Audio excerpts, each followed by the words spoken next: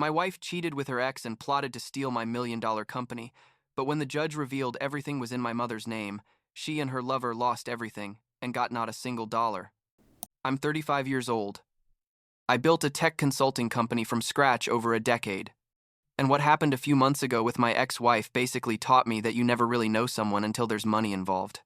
Lauren and I were married for 2 years, and honestly, I thought we were going to be together forever, like those couples you see in insurance commercials or whatever, but turns out she had other plans. Plans that included her ex-boyfriend and half of my business. I guess I should start from the beginning. When I met Lauren at a tech conference like 4 years ago, she was working in public relations for a medium-sized startup, and I had just closed my first big contract.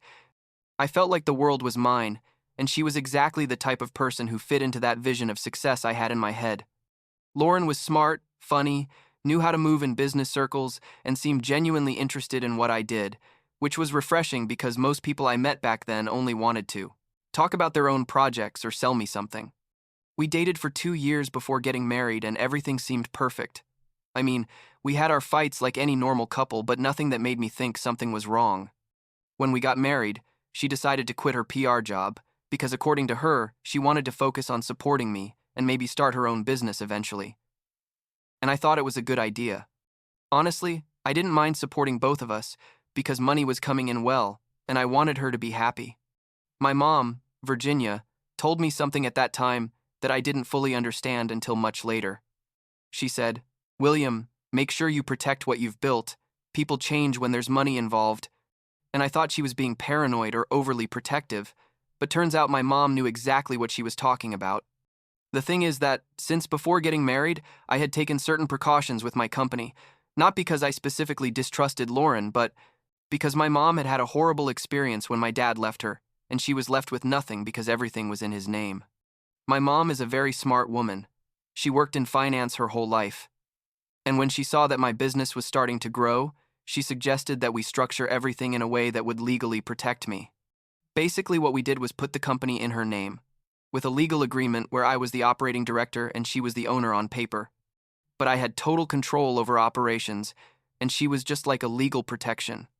It sounds complicated, but basically, it meant that if something happened, the company technically wasn't mine in the traditional legal sense. It was my mom's, and I just worked there. Lauren knew I had a business and that I was doing well, but I never explained to her the specific details of how everything was structured because honestly, I didn't think it was necessary. I trusted her completely. The first months of marriage were good, normal, I'd say. We went out on weekends, we traveled a couple times, she decorated the house, and I worked like crazy because we were expanding the business to 3 new cities.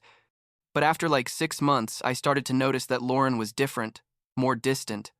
She spent a lot of time on her phone, and when I asked her what she was doing, she told me she was researching business ideas or chatting with friends, and I believed her because I had no reason not to. She started going out more often alone. She said she was going to the gym or having coffee with former coworkers, and I thought it was healthy for her to have her space because I also worked many hours. Looking back, I should have seen it coming. The signs were all there, but I guess when you trust someone, your brain just doesn't connect the dots, you know? Everything exploded like 8 months ago, when one night, she left her laptop open in the living room. I'm not one of those people who check their partner's phones or computers. I've always thought that if there's no trust, there's nothing. But that night, I walked past the laptop and saw a message on the screen that said something like, "I can't wait for this to be over, so we can be together for real." And it was from a contact that said Ethan. My stomach dropped to the floor. I literally felt like someone had kicked me. And before I could think twice, I was already reading the entire conversation. Turns out Lauren had been seeing her ex-boyfriend Ethan for months. And when I say months, I mean it started like 3 months after we got married, which destroyed me because it meant that practically from the beginning of our marriage, she was already cheating on me. But what really killed me wasn't just the infidelity, which was already horrible in itself.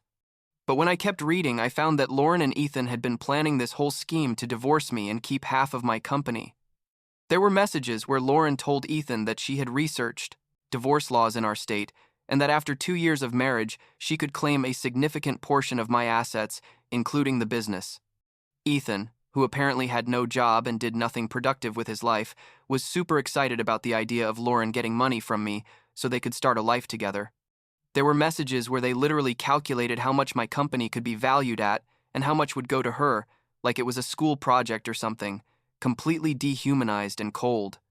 I sat in that living room reading for hours, you know, going through every emotion possible. First shock, then pain, then a rage I had never felt in my life. Lauren got home around 11 at night. Supposedly she had been at the gym, though clearly she had been with Ethan, and when she saw me with her laptop in my hands, her face completely transformed. She tried to deny it at first, told me I was misinterpreting things, that Ethan was just a friend and that the conversations were taken out of context. But I had read enough to know exactly what was happening. I confronted her directly. I said, Lauren, I know you've been seeing Ethan. I know you've been planning for months to divorce me to keep my money, and I want you to leave this house right now. It was like watching a completely different person appear in front of me. Lauren stopped pretending, stopped acting like she was hurt or confused, and basically told me that, yes, she was with Ethan, that she had never really loved me, and that she had married me because she knew I had money and potential. She told me, and I'll never forget these words. You think you're so smart with your little business, but half of everything you have is mine now. So, you can be angry all you want, but I'm still going to come out winning. I stood there unable to believe that this was the same person I had married, with whom I had shared my life, my dreams, everything. I responded that if she wanted to get divorced, then go ahead, call her lawyer, but that she wasn't so sure that things were going to turn out the way she planned. That last part threw her off a bit. I saw in her eyes that she was wondering what I knew, that she didn't, but I didn't give her more details. Lauren left that night to a hotel. I guess with Ethan, though I didn't care enough to ask her. The following days were hell. I couldn't concentrate on work. I didn't sleep well. I basically functioned on autopilot. I called my mom and told her everything. She came to the house immediately and hugged me like when I was a kid. She told me she was so sorry, but at least now I knew the truth and could make decisions with complete information. I asked her if our legal structure of the company was going to be enough to protect me, and she told me, yes, that she had done exactly that type of planning, thinking about a situation like this, though obviously she hoped it would never happen. The first mediation session was like 2 weeks after Lauren left. She arrived with a lawyer who looked expensive, like $3,000 suit and leather briefcase, and Lauren had that satisfied face that made me want to scream.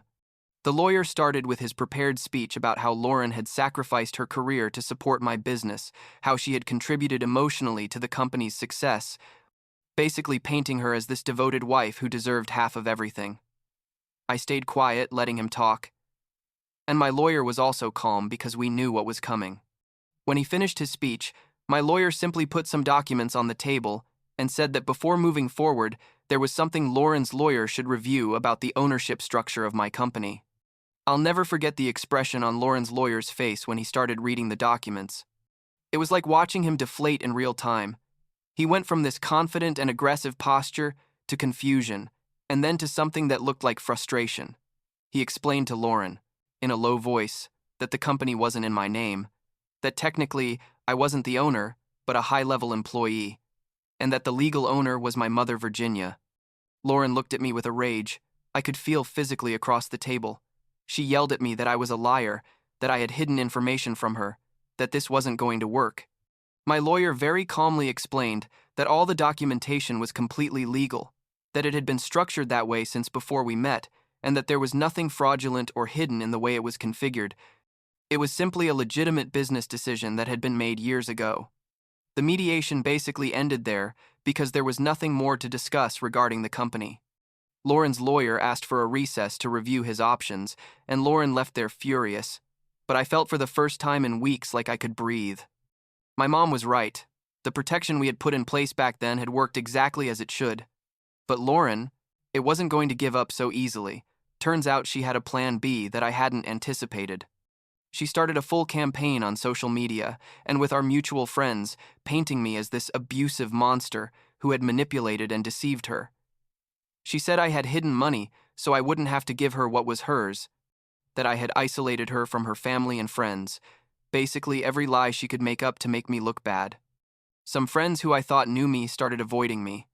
I received messages from people I didn't even know, well, telling me I was a bad person. It was horrible to see how someone can destroy your reputation with lies when they're desperate. Lauren also started doing exhaustive financial audits, requested that my mother be legally summoned to give testimony, basically tried to make my life impossible in any way she could. Ethan also appeared in some of these maneuvers. Apparently, he was the one giving her ideas on how to attack because he had some kind of experience with laws, though I never knew exactly what he did besides live off other people. The divorce process extended for months. They were probably the most difficult months of my life. Not only was I dealing with the betrayal and emotional pain, but also with all this legal and public circus. My business even started to suffer a bit because I was so distracted with all this that I couldn't focus completely. I had to delegate more responsibilities to my team, which fortunately I had good managers who could handle things. My mom also had to give statements and testimony. And I hated that Lauren dragged her into all this when she had nothing to do with our failed marriage, but my mom handled it like the professional she is. She answered all questions clearly and without emotion, and basically demonstrated that the company structure was completely legitimate and long-standing. Finally, we got to court for the final hearing, like 3 months ago. Lauren and her lawyer had changed tactics. They could no longer go after the company, so they were trying to argue that I had hidden bank accounts or assets I hadn't declared, that I had lived a luxurious lifestyle during our marriage, that she had shared and therefore deserved compensation. Her lawyer presented photos of trips we had taken, of the house where we lived, which was nice but not a mansion either, basically trying to paint this image that I was rich and that she had been part of that success. My lawyer simply presented financial records that showed that my salary as operating director of my mother's company was good but not extraordinary, that the trips had been paid in large part with business credit card points, and that the house was in my name from before meeting Lauren with a mortgage I had been paying a loan for years before marriage. The judge listened to all the arguments for 2 full days of hearings. And honestly, I couldn't read his expression to know which way he was leaning. There was a moment when Lauren's lawyer was describing everything she had sacrificed by leaving her job, and the judge asked him directly if Lauren had contributed financially in any way to the company or assets during the marriage. The lawyer tried to argue that her contribution was emotional and supportive, but the judge didn't seem very convinced. He also asked why Lauren had left her job, if according to her own statement she was earning well. And Lauren didn't have a good answer, beyond that she wanted to support me, which sounded hollow considering she had been planning to leave me practically from the start. When the judge finally gave his decision, it was like a giant weight was lifted from my shoulders. He ruled that Lauren had no legal claim to the company because it effectively wasn't my property, and the structure had been legally established years before our marriage. He also determined that the assets acquired during the marriage were minimal, given that most of the significant things I had were acquired before meeting her. He awarded Lauren a small portion of the value of some furniture and household items we had bought together, basically like $10,000 total, which was nothing compared to the hundreds of thousands or even millions she expected to receive. The judge also mentioned in his decision that he had taken into account evidence of infidelity and fraudulent intentions when evaluating what was fair, which basically meant Lauren had lost any sympathy she might have had. I left that courthouse feeling free for the first time in months. Lauren was crying. I don't know if from rage or sadness or a mix of both, and honestly, I didn't care. Ethan was waiting for her outside and gave me a threatening look like he was going to do something, but he was just a loser with nothing better to do. My mom was waiting for me in the parking lot and we hugged without saying anything because there were no words necessary. She had been there from the beginning, protecting me even when I didn't. You know, I needed protection. That night I slept better than I had slept in almost a year. It was like I could finally close that horrible chapter of my life and start looking forward. Now, I'm focused on rebuilding my life and my business. I lost some friends in the process. People who chose to believe Lauren's lies without asking for my side of the story. And that hurts, but it also taught me who really matters in my life.